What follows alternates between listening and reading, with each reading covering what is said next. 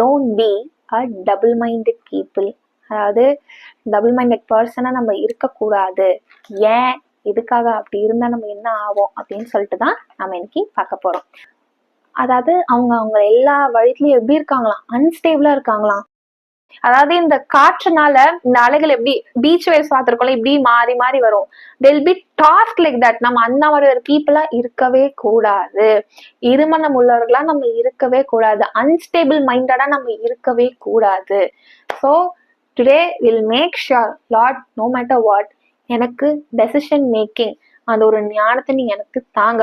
உமக்குள்ளாக எனக்கு ஞானத்தையும் அறிவையும் புத்தியையும் தாங்க இசப்பா. ப்ராப்பரா நான் டபுள் மைண்டட் பர்சனா இல்லாதபடிக்கு உமக்கிட்ட ஆலோசனை கேட்டு ஒரு டெசிஷனை நான் மேக் பண்ணி அதை நான் ஃபர்மா நிக்க எனக்கு உதவி செய்யுங்க. ஏன்னா இந்த இடத்துல தான் we fail, right? It happens with everyone. ஆனா நம்ம